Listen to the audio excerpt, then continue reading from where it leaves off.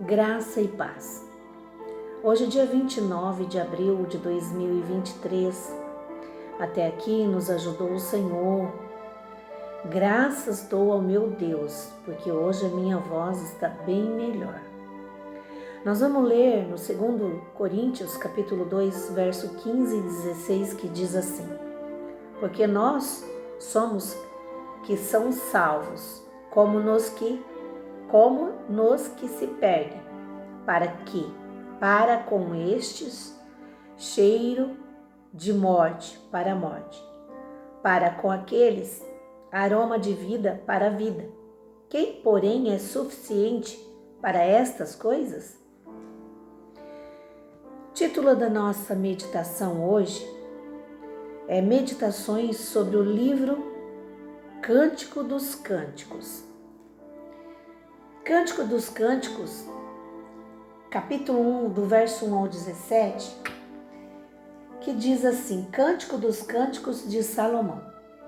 Beija-me com os beijos de tua boca, porque melhor é o teu amor do que o vinho.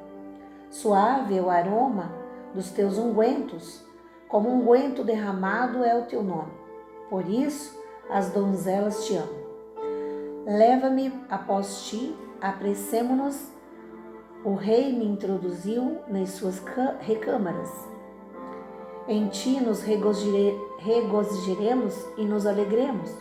Do teu amor nos lembraremos, mais do que o vinho. Não é sem razão que te amo. Eu estou morena e formosa, ó filhas de Jerusalém, como as tendas de Quedar, como as cortinas de Salomão. Não olheis para o eu estar morena, porque o sol me queimou. Os filhos de minha mãe se indignaram contra mim e me puseram por guarda de vinhas. A vinha que me pertence, não a guardei.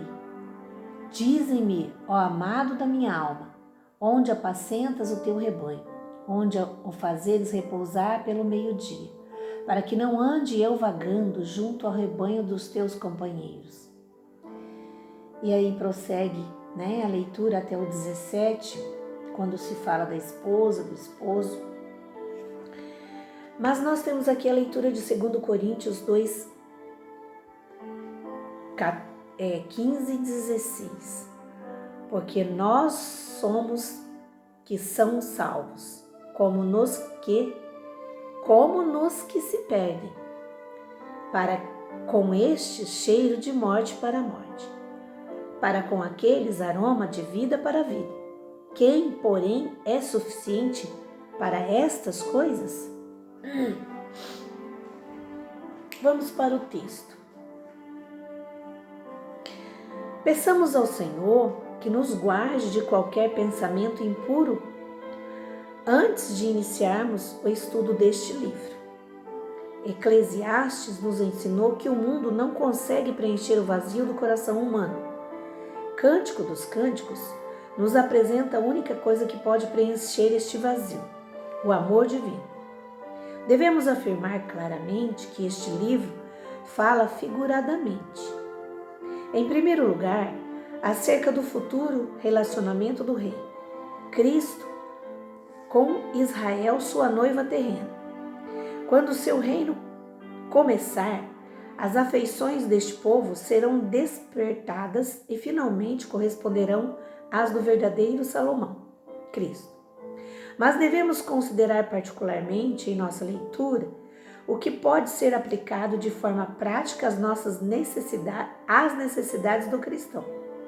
Pois o amor é um vínculo vital que une cada redimido com seu Salvador. Seu amor por nós é infinito e imutável. O nosso por ele é frágil e inconsistente. Peçamos a ele para nos atrair, a fim de que sejamos capazes de segui-lo rapidamente. Os versículos 5 e 6 registram a confissão de uma culpa passada. A pessoa que está falando aqui sabe bem disso. Se ela está contente, não é por seus próprios méritos. Efésios capítulo 1, verso 6. Agora ela busca a presença do Senhor, do pastor, do rei. a quem ama. Ele está continuamente em seu coração como um saquetel de mirra, permeando suas vestes por onde quer que ela vá.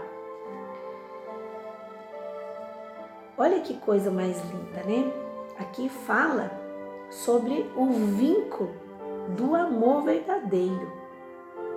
No sentido figurado, no livro de Cântico, fala sobre o amor do noivo pela noiva. E aqui, o Senhor vem dizer algo muito importante para mim e para você. Como é o meu relacionamento com o meu noivo, que é Cristo? Se eu sou considerada noiva de Cristo, o meu amor por Ele deve ser genuíno. Muito mais vale estar na presença dEle do que das coisas mundanas. Quantas vezes nós traímos o nosso noivo, que é Cristo Jesus, pelas coisas corriqueiras da vida? Ontem nós lemos sobre os ídolos, né? Quais são os ídolos que nos separam de Cristo verdadeiramente? E hoje a comparação é com um noivo e uma noiva. Aqui diz que esse noivo tem prazer em estar com sua noiva. Ele quer estar com ela todos os momentos. Mas será que esta noiva está sendo fiel a este noivo? Para a complementação da nossa leitura, nós temos o livro de Atos, capítulo 10, do verso 1 ao 24. Eu quero complementar essa nossa meditação com um pouco dessa leitura de Atos, capítulo 10. Atos, capítulo 10, né, hoje nós estamos com um pouquinho de intromissão da internet, ou seja, né, a internet ela não está muito legal com o nosso fundo musical. Atos, aqui no capítulo 10, quando começa ali o versículo 1, fala do centurião Cornélio. Morava em Cesareia um homem de nome Cornélio, centurião da corte chamada italiana, piedoso e temente a Deus com toda a sua casa, e que fazia muitas esmolas ao povo e de contínuo orava a Deus. Esse homem observou claramente, durante uma visão, cerca da hora 9 do dia, um anjo de Deus que se aproximou dele e lhe disse: Cornélio. Este, fixando nele os olhos e possuído de temor, perguntou: Que é, Senhor? E o anjo lhe disse: As tuas orações e as tuas esmolas subiram para a memória diante de Deus. Agora envia mensageiros a Jope e manda chamar Simão, que tem por sobrenome Pedro. Este está hospedado com Simão. Ele está hospedado com Simão, curtidor, cuja residência está situada à beira-mar. Logo que se retirou, o anjo que lhe falava chamou 2 de seus domésticos e um soldado piedoso dos que estavam em seu serviço, e, havendo-lhes contado tudo, enviou-os a Jope. Olha o temor de Cornélio para com Deus. Pedro tem uma nova visão. No dia seguinte, indo eles a caminho, estando já perto da cidade, subiu Pedro ao eirado por volta da hora sexta, a fim de orar. Estando com fome, quis comer, mas, enquanto lhe preparava comida, sobreveio-lhe um êxtase. Então viu o céu aberto e descendo um objeto como se fosse um grande lençol, o qual era baixado à terra pelas 4 pontas, contendo toda a sorte de quadrúpedes, répteis da terra e aves do céu. E ouviu uma voz que se dirigia a ele: Levanta-te, Pedro, mata e come. Mas Pedro replicou: De modo nenhum, Senhor, porque jamais comi coisa alguma comum e imunda. Segunda vez a voz lhe disse: Ao que de Deus purificou, não consideres comum. Sucedeu isto por 3 vezes, e logo aquele objeto foi recolhido ao céu. Os enviados de Cornélio chegaram a Jope. Pedro vai com eles, até o 24. Eles foram buscar então Pedro. No 23 disse assim: Pedro, pois, convidando-os a entrar, hospedou-os. No dia seguinte levantou e partiu com eles. Também alguns irmãos dos que habitavam em Jope foram em sua companhia. No dia imediato entrou em Cesareia. Cornélio estava esperando por eles, tendo reunido seus parentes e amigos íntimos. Olha que coisa mais linda. Qual era a sintonia de Cornélio com Deus? E Pedro, lá onde ele estava, também não deixava de ter comunhão com Deus. Ele estava lá e o Senhor falou com ele. E o Senhor já havia avisado ele que era para ele ir para outro lugar, pela visão que ele teve.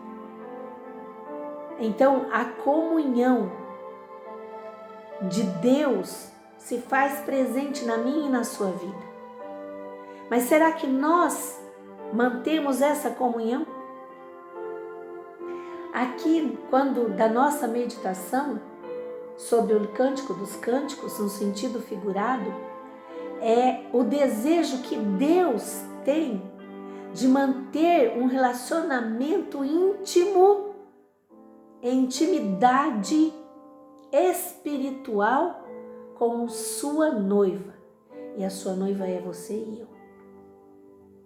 O Senhor precisa dessa comunhão.